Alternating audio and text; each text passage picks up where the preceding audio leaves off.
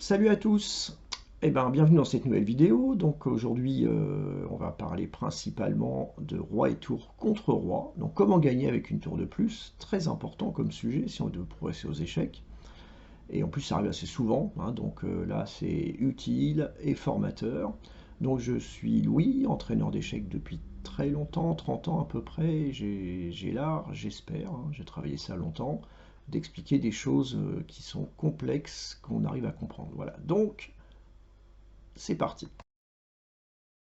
Alors voici la première position. Donc là, c'est assez simple, hein, il faut bien commencer simple, hein. Donc là, vous avez les blancs, échec et mat en un coup. Alors mettez pause, hein, si vous voulez pas la solution tout de suite. Alors c'est très simple, donc le roi il fait une barrière, c'est lui qui remplace l'autre tour, hein. Donc là, la tour elle va en B1, et là vous pouvez constater qu'il y a un échec et mat. Voilà.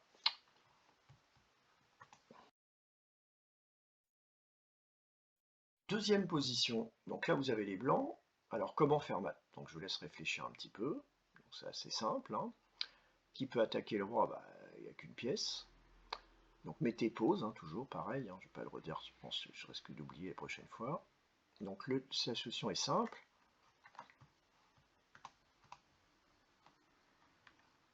Voilà, tour A8, échec et mat. Donc on partit pour la troisième position.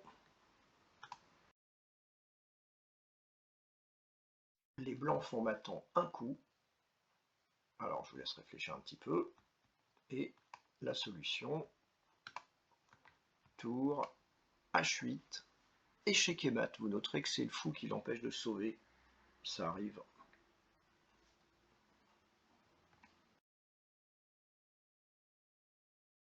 Alors là, on touche à la complexité aux échecs, hein. Donc là, il y a échec et mat en deux coups pour les blancs.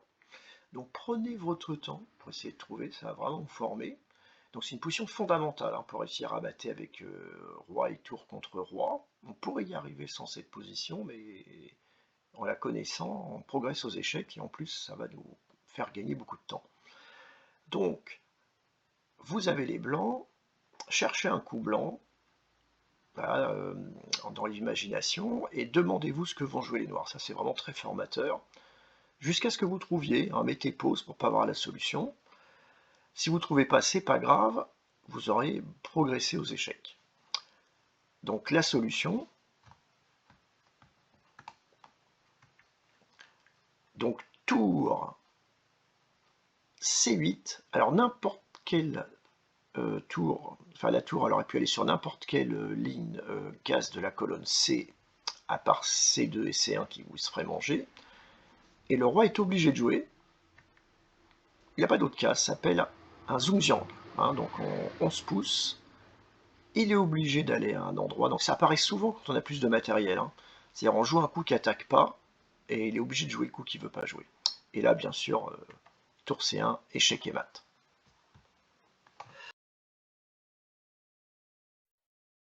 Alors, maintenant, toujours la même chose. Vous avez les blancs, échec et mat en deux coups. Alors, je vous laisse réfléchir un petit peu, sinon vous mettez pause. Donc la solution, tour D1. Qu'est-ce qu'il peut faire le roi noir? Bah, il n'y a qu'une solution, celle qui veut pas. Roi F8, tour D8, mat. Voilà. Donc, voilà, si vous n'avez pas compris, c'est qu'à on va voir quelques autres. Alors, maintenant, toujours la même chose, hein. Vous avez les blancs, échec et mat, en deux coups. Alors, je laisse réfléchir un peu, mettez pause, hein, si vous voulez continuer à chercher. Donc, tour H3, alors bien sûr, tour G3, F3, E3, D3, C3, ça marche aussi. Et là, que peut faire le roi noir? Une seule solution, et je vous laisse réfléchir quelques secondes. Tour A3, échec et mat. Allez, encore un.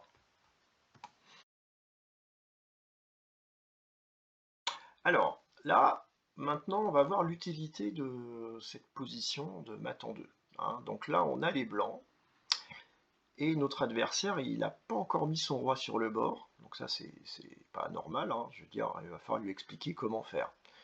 Donc toujours avec la même technique, comment on va faire pour obliger le roi à aller sur le bord? En deux coups. hein, ça ressemble un peu à ce qu'on vient de voir. Donc je vous laisse réfléchir, mettez pause si vous n'avez pas trouvé. Donc la solution, c'est tour C8, hein, n'importe quel autre tour sur la colonne C, ça marcherait aussi. Donc là, s'il ne veut pas aller sur le bord, bah, il est obligé d'aller en E2. Tour C2, et voilà, on est obligé d'aller sur le bord. Donc là, on ramène notre roi pour pouvoir faire le mat. Et s'il vient attaquer notre tour, je vous laisse trouver la suite. Mettez pause, hein, si vous voulez chercher un peu. Et voilà, c'est la même, hein. Il est obligé de revenir. Échec et mat.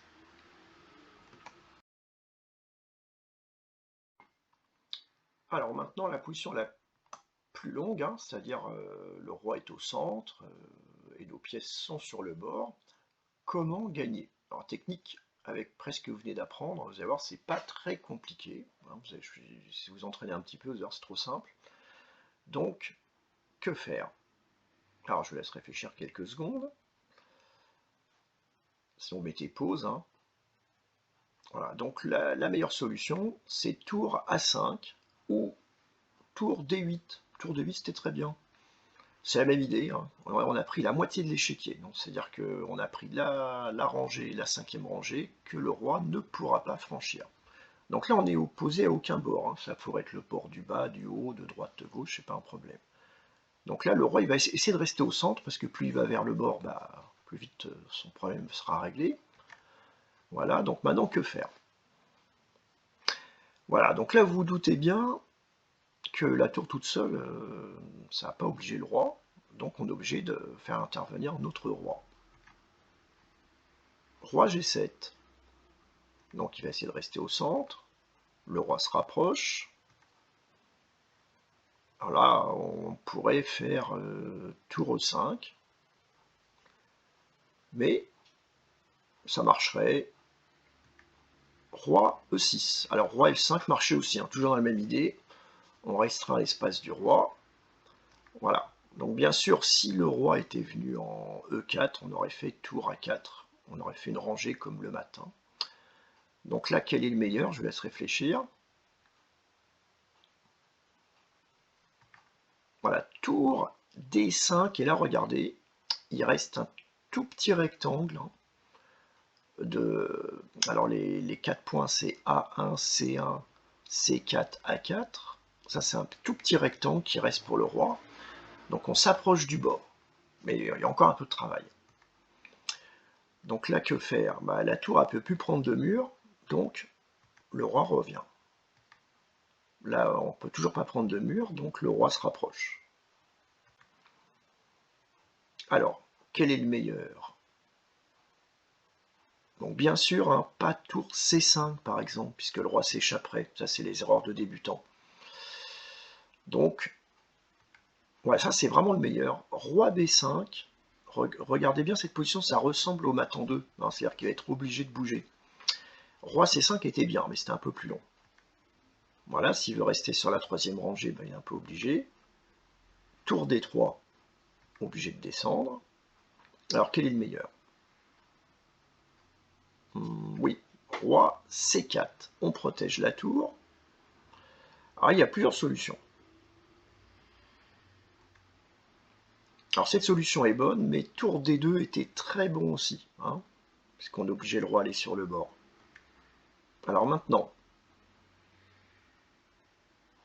quel est le meilleur? Et là, c'est une position que vous avez déjà vue. Voilà, tour D8.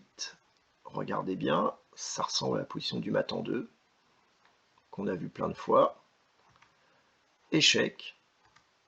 Alors, quel est le meilleur maintenant? Bien sûr. Et là, quel est le meilleur?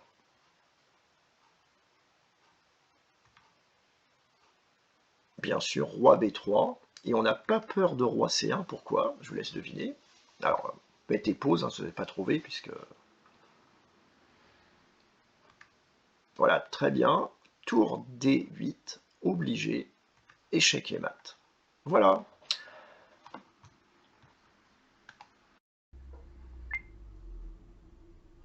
Donc voilà, vous connaissez maintenant comment gagner contre roi et tour. Donc connaître, c'est pas suffisant. Moi, je vous invite à revoir la vidéo et à rechercher toutes les solutions. Tant que vous peinez, refaites-le. Et après, l'idéal de l'idéal, si vous y arrivez, c'est trouver un partenaire, prendre une pendule, mettre 1 minute chacun et de réussir sans effort à le faire. Et j'espère que ça vous fera progresser aux échecs. Vous verrez que ça vous aidera dans d'autres positions qu'on verra plus tard. Donc bonne chance à tous. Donc n'oubliez pas de liker si ça vous avez aimé, vous abonner, faire des commentaires. J'aime bien les commentaires, surtout si vous avez des idées ou donner vos impressions. Donc voilà, à bientôt.